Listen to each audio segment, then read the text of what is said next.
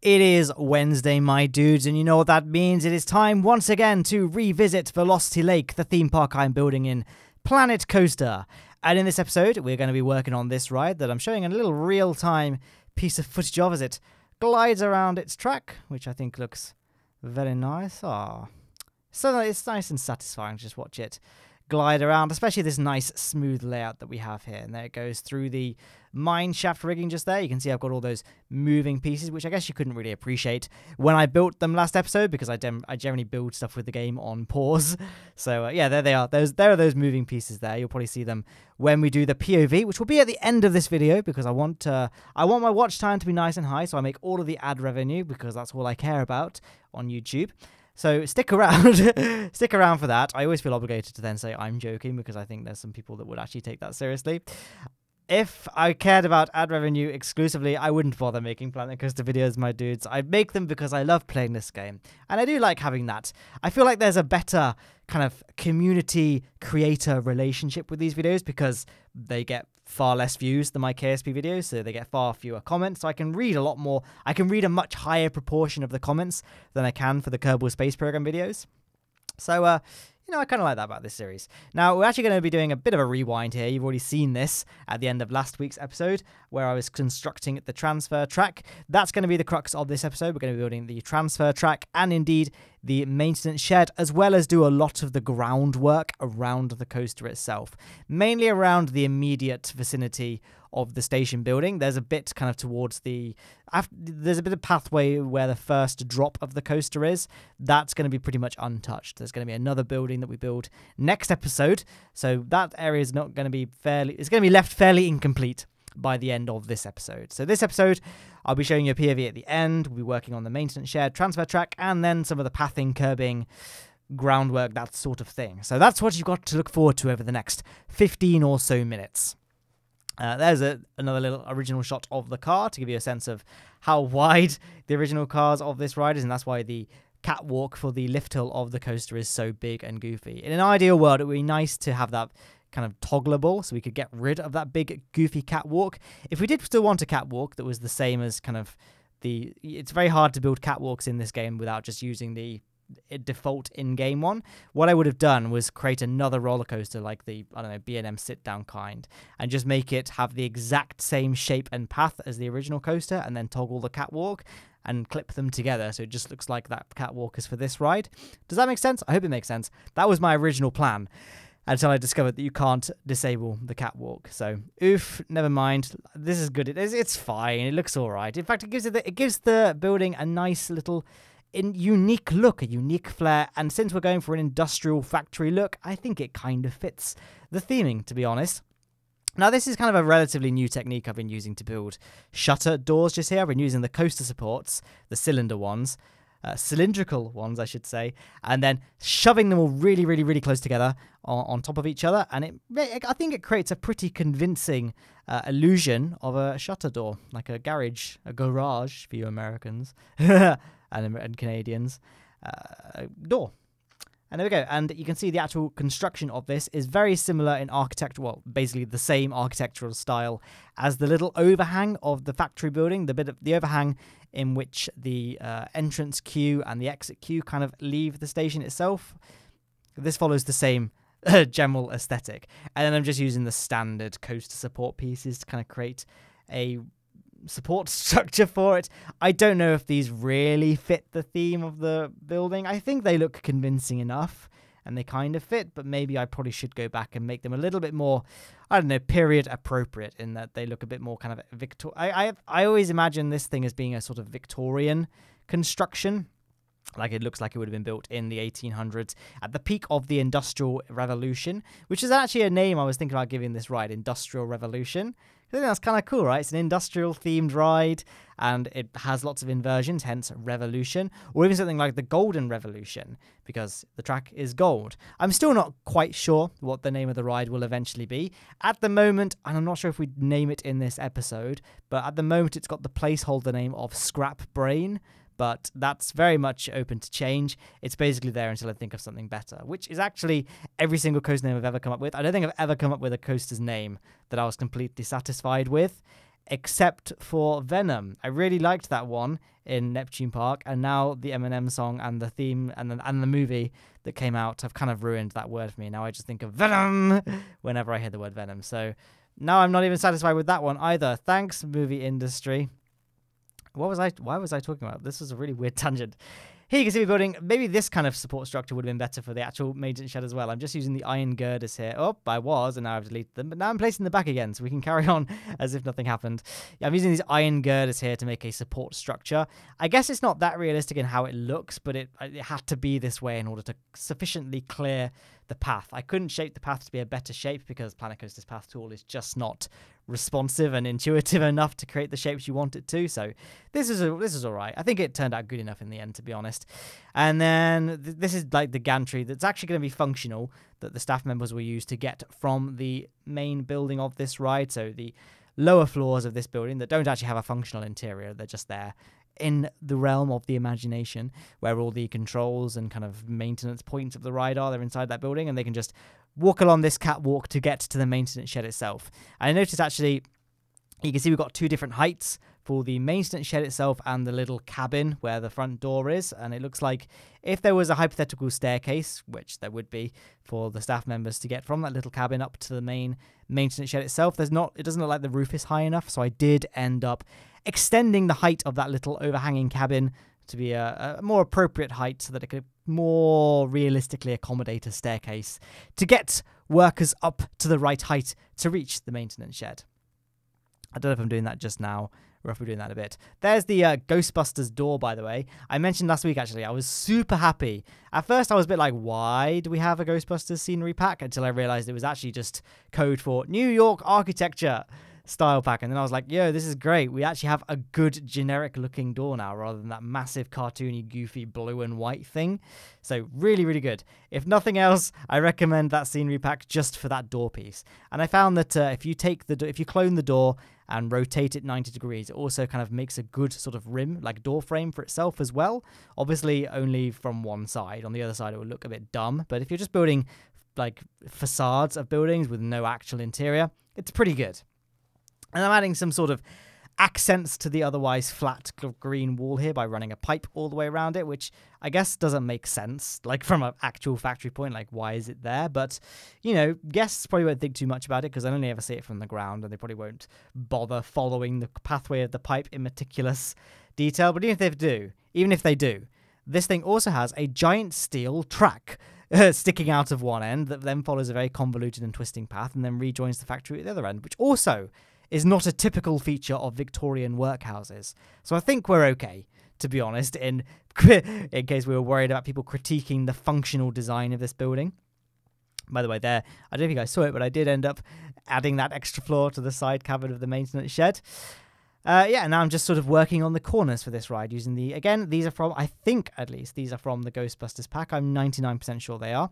And there we have it. I think that's pretty much the station building done. In fact, no, it's not. There's one part that needs doing. The actual queue line itself, well, I don't want to talk about it too much because we will get to it eventually, but the queue line itself is currently exposed to the elements. I do a very rough, temporary, gating around it in this episode, but it's only, don't worry, it does look a bit naff. It kind of works, it does fit, but it looks a bit crap compared to the rest of the ride's theming.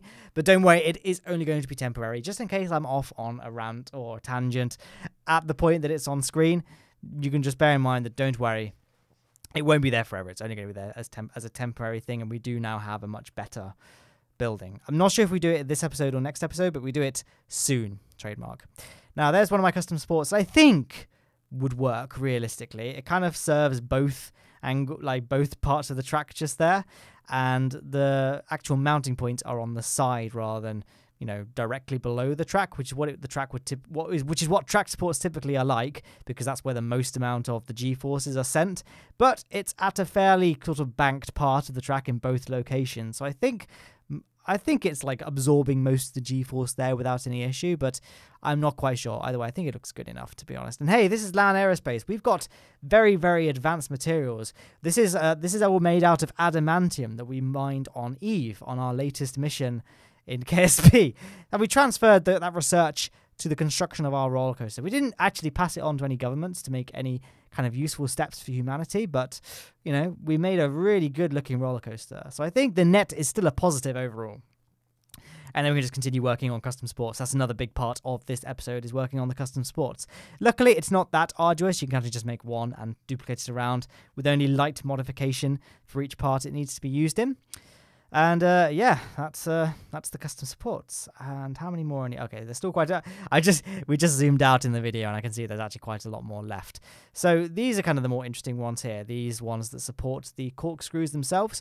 Inversions for this ride, I was not able to use any of the default support at all, in that you can just have the game build the support, because like I mentioned earlier, this ride is actually the swinging duck car ride, which shouldn't even be able to invert anyway, at least not conventionally. The real life version of this ride does invert, but the cars don't, because the cars swing freely of the ride itself, of like the main car. So basically, it's a big duck in the middle that rides along the track, and it's got two arms that hold the cars that can swing freely in 360 degrees. So even if the car does a barrel roll, the cars themselves, like where the riders sit, will remain flat. A bit like a Ferris wheel, right? A Ferris wheel technically goes upside down at the top, but the carriages don't, because they're hanging, and so remain pointing downwards. Does that make sense? So yes, the real version of this ride does invert, but only in the form of barrel rolls. So we can kind of make corkscrews and stuff, but the supports aren't really designed to do that, so they look a bit weird anyway, and they're also excessively wide for what they need to be, because they're there to accommodate the diameter of the massive duck car with the boats hanging over the side of it, which we don't need to worry about for ours, because we're using the flawless cars. So that's why I had to build custom supports for all the inversions of this ride, which I'm not doing here. It took me so long to make that point that we're now moving on to curbing. Do you remember this? Curbing with fencing. This used to be a staple of Velocity Lake. Did you guys miss it? Probably not, but I hope you did, because now we're going to be doing lots of it. So strap in and get ready for more curbing, he says, as it all stops. What I'm doing here is I'm building a plaza. When you build plazas in this game, you typically just ram a load of paths together as close as possible and then fill in the gaps later with bits of loose scenery items here and there. So that's the plaza there. The plaza we just constructed, actually, that I've now moved away from. But what you were seeing me build there, that's going to be focused on next episode, all the surrounding work of that plaza. The stuff kind of between that and the red ride is going to be the area we're working on this episode. You can see me here building this custom fence. I think it looks kind of cool, actually, that custom fence between the path and that that high-speed helix, the one that has the too high lateral G-force, which, don't worry, is definitely still going to be improved. I mention it every single time I see it on screen, but it is still going to be a thing that gets improved at some point. Just not in this episode. Yeah, where that helix is, we do build that custom fence there. It is a bit low for what it really needs to be. I do end up increasing the height, which you'll see me do in a second. I think at the moment I was just playing around with different colors, because I still wasn't quite sure about the golden track color. So I played around with a few different colors. I tried green, because then it would match the factory building, and I think green looked like quite a nice color, actually, but I still wasn't quite sure. In the end, I just switched out like I don't know what they are, but you got the rails, you got the spine, and then you got the parts that connect the spine to the rails. You know, those structural pieces, those trusses, I guess. I painted them black, so it's not a completely golden track anymore. It's gold and black. I mean, it's mostly gold, but with a black accent, which I think looks good. Now we need to actually work on the transfer mechanism itself. So we built the actual transfer track and the maintenance shed, but now we need to build some sort of thing that can transfer the trains to and from the transfer track. And I really hope functional transfer tracks are a thing in a Planet Coaster 2. I'm going to assume we're getting a Kerbal Space Program too, right, guys? Anything is possible. I'm pretty sure it's kind of been confirmed in the form of leaks that Planet Coaster 2 will be eventually a thing, even if it's not being worked on right now. It's definitely in the back of the mind of Frontier. I think I've heard from leaks. But that being said, I don't know if this is coming from the big email leak which showed all the patents that Frontier have filed. They've patented basically anything with the word planet in it. So Planet Prison, Planet Zoo, even though that's something now, Planet Coaster 2, Planet Aquarium, loads of things like that, Planet Hospital. I don't think they ever intend on making most of those things. They're just there so someone like me couldn't come along and make a Planet Hospital and in order to trick people into thinking it was a sequel, or at least within the same game universe and same dev team as Planet Coaster. It's to prevent things like that. Like That's what that was. I'm pretty sure that, well, I can tell you right now, that's what that patent thing was for. And one of the patents, like I said, was a Planet Coaster 2. So there's a chance they only said that just to kind of secure the patent for it. But I think there's a fairly good chance that there actually will be a sequel to this game. Who knows, really? Maybe, like I said, maybe there has been another leak now that has given better confirmation. I wouldn't know about that, so I can't comment. Here, but yeah, I think the transfer track looks fairly realistic. I mean, I don't really it just doesn't look that great, actually. I mean, it just uses the normal support pieces for the coaster, and those things normally wouldn't be able to move left and right. So I probably would have been better served using rail pieces or something that would make this look a bit more believable in something that could shift left and right. But I think it's good enough. And as I say, it would be nice if they could become a staple feature of any potential sequel to this game. Or, you know, any kind of spiritual sequel to this game. Like, this is a spiritual successor to RCT3 because it's not published by Atari, and it's not in the Roller Coaster Tycoon franchise. But, you know, it is made by the same dev team. But there could be like another one, like City Skylines is probably a better example. City Skylines was a spiritual successor to SimCity when SimCity 5 sucked. City Skylines was there, and there could be a similar thing, like almost like Parkitect. A Parkitect sequel could be a more Planet Coaster-esque looking thing. We might end up with something like that. It might not even be a Planet Coaster 2. Either way, the next roller coaster game I get super into. I hope there are transfer tracks that you can build. I mentioned earlier that I might be on the middle of a tangent when I built the cage structure for the queue line, and as it turns out, I was. So I didn't talk about it when it was on screen, but you may have seen me building it just there. Like I say, do not worry about the kind of weird and rubbish looking enclosure for the queue line steps. It's only temporary. It will change. If not in the next episode, it will change very soon to something that's a bit more fitting with the rest of the architectural style of this ride. I'm showing a nice real-time ground view. I still haven't used the Tejit cam in any of my shots. I always say I should use the Tejit cam for ground shots, but it just seems like a lot of effort. It's easy just to quickly pan the camera down and call it a day, but I will do it eventually at some point. Here's that corner with too high lateral g-force that we will change at some point, don't worry. But there it is, coming towards the final corner now. And then once it's back in the station, we'll fade across to an actual POV so that you guys can experience the on-ride experience. Oh, actually, before we do that, though, you know, I said I was going to raise this fence to a more appropriate height, to a more safe height. You got to think about in safety. That's what I'm doing here. I quite like the look of this fence, actually, having these cable pieces incorporated into kind of supports. And those beams are part of the Ghostbusters pack as well. So I'll be doing a couple more fences in this game that are custom and use the cable pieces as the actual, you know, fence railing. So I guess you guys can look forward to that. I would shut up now, but unfortunately there is no audio for the actual POV itself, so I may as well just continue talking. Look at that lovely shot of the maintenance shed there, and off we go. Coming up to the transfer track there. So one nice thing, you can see those staircases leading onto the gantry there. One nice thing about having that really, really big gantry is the fact that the staircases themselves are the same width, like the stock staircases in this game are the same width as the gantry. So we can actually build a really kind of believable, like a more seamless integration between a staircase and the actual kind of catwalk itself. Did that make sense? I hope it made sense. But yeah, here is the layout here. Now this bit here, oof, quite high vertical g-force there. I probably should shallow that dip out a bit, but I think it's still within safe limits. It's pretty high.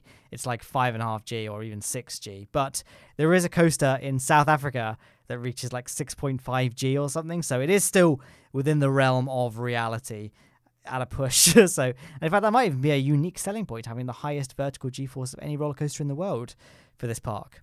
And highest lateral g-force so far, but that will go. And here we are coming into that final corner. Whoosh, really nice g-force there, I imagine. And here we are back at the station. There's our ride operator waving us back in. And there's another lovely little view of the transfer. I really like how that came out. And I also really like how those staircases, like I said, I love how those staircases integrate with the catwalk. But I'm going to leave it there. On screen, there are links. On the left-hand side is a link to the full Velocity Lake playlist, and on the right-hand side was a video chosen for you by YouTube's recommendation algorithm. There's also links to things like my Instagram in the description, and other things. That's it. Thank you for watching, guys. I hope you enjoyed it, and I hope you enjoy the rest of your Wednesday.